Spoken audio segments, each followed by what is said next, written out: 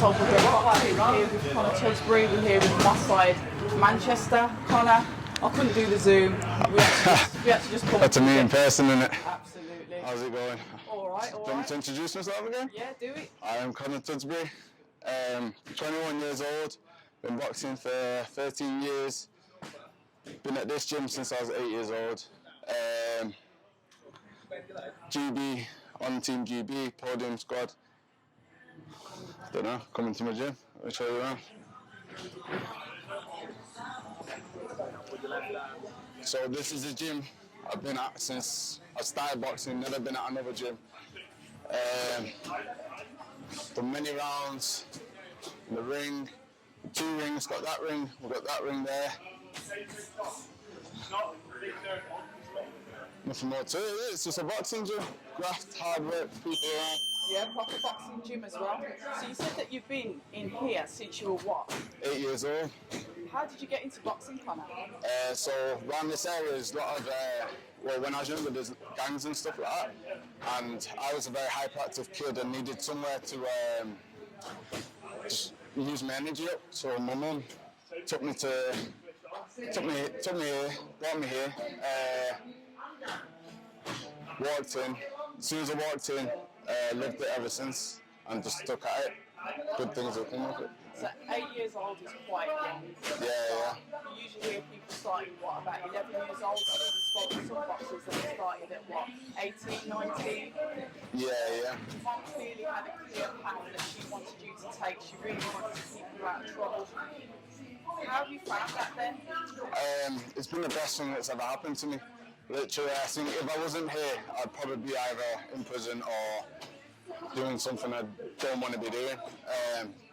But it's given me so many opportunities, boxing, so I can't thank my mum enough. There you go. And obviously, going through it then, you started at 8. So when did you start to take it really seriously? I mean, you're on the B squad now, so... Yeah, so I started at 8. Up until I was about 15, I was never the best in the gym. I wasn't even, still not probably the best in the gym, but I was never one of the best in the gym. And I used to get beat up. I used to come home cry, not even come home crying. I used to cry in the ring, sparring, crying in the ring, getting punched in the head. But it's toughened me up. And then I think when I hit 15, 16, I won the national championships, juniors. Then after then I got on the England team and then just started developing from there. At such a young age as well. Yeah. So your confidence then? You said obviously you weren't the best in the gym, you was coming in, getting beat up, crying in the ring. Literally. So I'm trying to think, there's some photos around. I don't know if you can turn around, but so this was the squad. This was the squad back in the day. So this is me, you got Marcel, you got Malachi, Junaid, Ash, Macaulay, and that was a group back in the day. Just get that into focus. So that was at like... So which one are you then? I'm on in the blue here, this little ball, cheeky ball. And then, I don't know if you can focus up there, but that was the whole team. That's me right there at the front. So I'm going to see if you can zoom into that. Can't get any further than that. Nice. So yeah, a lot of memories. So a lot of people come and go, but everyone's family here, so. And that's a good thing about boxing. It is like a massive family, isn't it? Yeah. You've got that discipline. You know, you all work hard. Everyone's in here to achieve the same thing. Yeah. And then obviously you've took it a step further.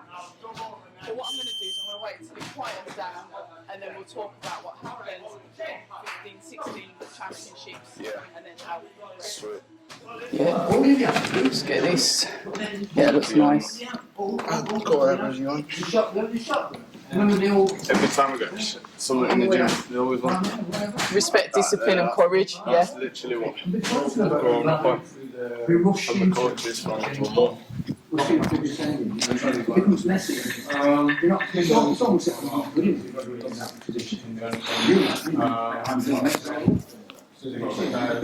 So Connor's just showed me how rubbish of a boxer that I am, but it was good fun. No, you're a great boxer. I'm just a bad coach. What does that say about me then? Okay, wow. Okay, talk to me a little bit about the sign that's behind you.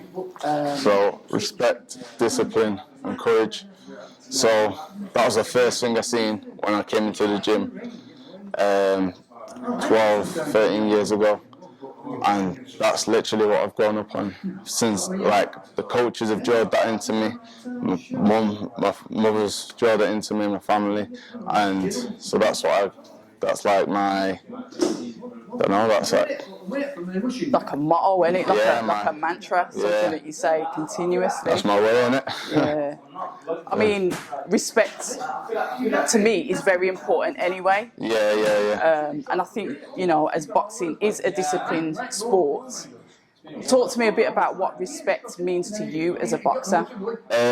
So, to me, respect is just like, I don't know, just earning the respect of people from doing something great. It's just, or just being a good, respectable person, kind of.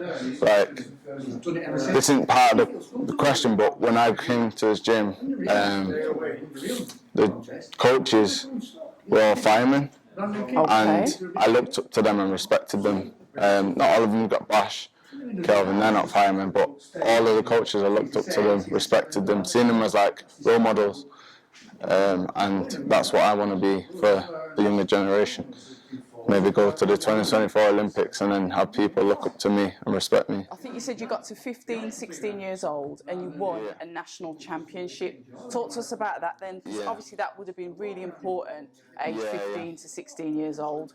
So I won the nationals. When that happened, I was over the moon because obviously I've been training for years, and then something finally came good off it. It just gave me that confidence boost to start training more, doing better. And then from there got on to England, started sparring top people in England, then started working with Kelvin and just getting better and better. So what did you have to do to qualify to get into England? So I won the nationals, then I got invited down to a development camp and then a selection camp for the Europeans. Went to the Europeans, didn't do so well, won my first fight, second fight, got beat by Russia, but it was all experience. And then from there I was like, yeah, this is what I want to do, and more. Yeah, switch on. So you know when you're talking about like, okay, you won your first fight, you lost your second one to a Russian, you know that you want to go onto the GB squad, this is what you want to do. How do you at such a young age deal with that loss? What's that like? It was horrible. Obviously you feel, when you first, like, you feel like a loss. Obviously it wasn't my first loss, I've had losses before then, but when you lose, you feel like that's the end and there's nothing past that. But then you can either let it stop you, or you can use it as motivation to do better. Like now, I've boxed Russia twice now, and I've lost twice. So I really want to box Russia again. But that's my motivation. I want to beat Russia in like in a major tournament like the Worlds, Europeans, even the Olympics, just to prove I can do it. So you know when you see like professionals in the game, or maybe the amateurs at the Olympics, and they don't get the results that they want. Relating to that then, how does that make you as like a teammate, because you were there, you know, we're going to get on to going over there, but how does that make you feel as part of a team when you see one of your teammates, you know, not do so well or not come out with the result that they wanted? So it motivates yourself. It's like, look at all the training he's done. So I just have to do that much more, and then obviously when they come back, you can motivate them to do more, and just support each other. Yeah, and just keep on getting better, keep on practicing. Better, 100%. It's horrible when your teammate loses, or like you feel like you've lost yourself. You know what I mean? Yeah. Because it's more of a team effort when you're an amateur, GB, Olympics. Yeah. It's not like, say, when you're professional and you're going in there, you're going in on your own. Yeah. Yeah. It's still like, obviously it's still, you get in there, you're in the ring on your own, but then you get a connection with the people, and obviously you feel and you want them to succeed and stuff like that. Yeah. So talk to us then. Obviously you qualified, you've got this thing that you need to settle with Russia, which I'm no doubt sure that you will. You are fighting at 81 kg, you're a light heavyweight. Yeah. So you went to Tokyo. Talk to me about that experience and what you went over there to do. I went to Tokyo as a training partner, a sparring partner for Chevron Clark and Ben Whittaker. Over there, I was over for 17 days. So we done 10 days of sparring, and just, obviously not every day, but say might spar, have a day off, spar, have a day off, spar. We done really good quality sparring over there. Then, and we also got to meet many of the Olympians and stuff, and it's just, the whole experience was just motivational. Like, I want to be there, I want to do that, I want to be there for 2024. And the last 7 days, they've done their training, we've done our job, we've helped them train. So we just ticked over, done bits here and there, and enjoy the rest of like, not obviously you couldn't go out and explore Tokyo, but enjoy where you are and who you're surrounded by. I'm going to have to ask this question because Ben showed it on his story. Can you talk to me about those cardboard beds, please? Beds. Unfortunately, fortunately, I wasn't in the athlete village because I was a training partner. So I had a nice double bed, nice to snuggle up in. But I heard they weren't too bad, the cardboard beds. I heard a couple of people sabotaged other people's beds, but bit of team spirit. Yeah. Okay, because I did look at them and think, wow. And you mentioned something about Tokyo's technology as well. They seem to be quite far ahead. You mentioned like the sanitation services. Oh yeah, like they had robotic toilets. They're like robotic toilets and stuff. You press a button, music plays. Press another button, rainforest. Press another button, yoga music. You press another button, your bum's getting scrubbed. But wow. Yeah, it was. You felt fresh, felt clean. But it was really good. Really good experience and really good thing. I think in the village they had like cars that drove them. They had buses that drove themselves. So you jumped in a bus, and the bus would take you from one time of the village to the other side of the village without crashing, without thingy. But I didn't get to experience that. But sounds like a 1980s Arnold Schwarzenegger film. Yeah. I can't even remember the name of it actually, but cars driving themselves, etc. So that experience with you going to Tokyo, 17 days, an amazing experience, as a training partner, as you call it. What's next for you then? Because you've obviously helped out, you helped out your teammates. You've had to come back, obviously, before they've finished their matches. So what is next for you now, leading up to 2024? Yeah, so now, obviously, doing training for helping them train, sparring stuff, was a little bit tough. So now I'm just having a little cool off from boxing, different sports, running, swimming, still being active. And then in the next week or so, I'll be back up in GB, back into camp, training hard for the World Championships that are coming up. I think they're in October. Okay, talk to me a bit about that. So the World Championships, just the best of the world are going to be there. Probably some of the people from the Olympics will be there. And that my goal is to smash them, show the world what I've got, then just get myself there in the world rankings, you know what I mean? Make a name for myself. So the time and the effort that it takes to get yourself into the world rankings, because what's 2024, 3 years away, yeah? So what have you got to do to get yourself, and how long is that going to take? I mean, you've got 3 years, but do those 3 years go quickly? I mean, shed some light on how it works for somebody that doesn't understand how the Olympics work? Obviously, I wasn't in there for the full time from 16 to 20, but I think it will go quick. And what I've got to do is just keep boxing, keep showing everything I've got, keep leveling up, and just try my best and see where that gets me. Which will be the top. So in relation to boxers, then, we've had a little bit of look at your stuff. Sorry, carry on. I was just going to say, there's other people trying to get to the Worlds, trying to get to the Olympics. So I'm just going to have to be on top of my game so you got Aaron Bowe and George Cotty, they're on GB as well at 81. So I'm just going to be on top of my game to be on top. I don't think there's any ranking system in process now. Obviously, Ben was still is if he's not leaving, but number one. Yep. And then they'll train us all together, and then eventually they'll pick whoever they think is ready to win a medal at a tournament. Right, okay. And how do they judge that then? Obviously, there's going to be, say, for example, what if you're all really good? How do they score that then to say which one's going to go for all the coaches sit down, they'll have a little meeting, and they'll look at spars, they'll look at what you can do in tournaments, because in between now and then there'll be small box cups and tournaments and things they're going to throw us in. So we'll see what's happening there. So when you do these small box cups and tournaments, are they UK based or are you travelling all over the place? No, they'll be travelling all over. So. Okay. They could even put us all in the national championship, so then they'll see who's going to win that. But yeah, they'll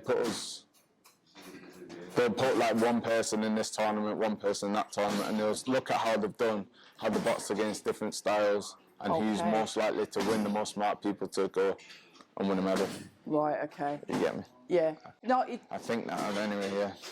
The thing is with that, I don't really understand that. So you're teaching me how it works. So you're hoping then to be number one. I'm hoping to be number one, going into the Worlds, going into the Olympics. And where are you now? Have they started the rankings yet? Because it's still quite early, isn't it? It's still quite early, so I don't think they've got any rankings. I don't think anyone's on top or anyone's at the bottom of the list. Everyone's just there. Everyone's name's there. So it's for the coaches and stuff to pick who they think's number one. So what's it like leaving your home gym then and training with like different coaches? Because obviously you've been here since you're 8 years old. Yeah. Then you're going away. Different. Yeah. Very, very different. And obviously you're more comfortable. So I'm always dropping things. I don't worry about it. I'm obviously going to be more comfortable here, but then I need to learn to just be more comfortable with them, and then take on knowledge from here, still take on knowledge from there, and just put that together to make me the best boxer I can be. So your future plans then, we've got the next 3 years where you want to be. Are you looking beyond that? What do you want to achieve in boxing? So in boxing, as I said earlier on, I want to be a role model. I want to be someone the kids look up to, someone thingy. So that means, well, obviously I want to be an Olympic gold medalist. But so to do that, I'm just going to have to work and push hard and do my hardest. Then after the Olympics, which I'm going to turn professional and see how I do there. But for now, my goal's set on 2024 Olympics.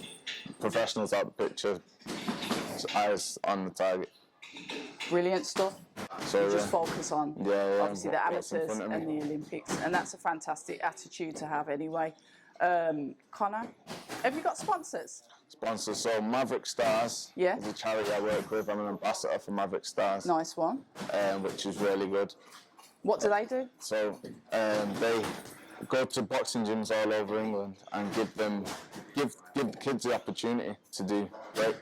So, and I'm just myself. They've helped me, and I want to help them help other people. Pay it forward. Again. Yeah. Any other sponsors? No, that's it really. I'm an ambassador for a couple of clothing, but yeah. Yeah. I saw you with, you was down in London the other day. What was you doing? Some boohoo man work? The boohoo activewear. Okay, what's happening with that? I was just showing my face in it, so maybe. Yeah, fair enough. You're on the team, Yeah, so yeah. you will have some kind of funding. Yeah, it's quite tough to look for them though, because obviously you're busy, you're doing your thing with boxing and stuff like that. So if they come, they come. If they don't come, it's fine. It's helpful, but you can still do it without them. Yeah. So if we want to get in contact with you, if you've got like people that are thinking, actually, let's have a look at him. He's all right, actually. How can we get in contact with you for sponsorships or just to follow your journey? Just so through Instagram, not so much Facebook. Instagram, LinkedIn. That's Conner Tudsbury, my name. And if you've got me, you can get me email from both of them. So yeah, that's fine. Nice one. Have you got anything that you want to add before we close off? Don't think I've got anything to add. See you in 2024 Olympics. Fantastic. The gold medal. Peace. Thank you. Thank you very much for your time. October Red Boxing. Conner Tudsbury, we look forward to seeing to what you've got to offer. 2024, your year. Hi, and thank you for watching October Red Boxing. Like, subscribe, and tap the bell for notifications. You can also find us on Instagram at October Red Boxing and on Twitter, October Red UK. And remember, at October Red, we stay ready.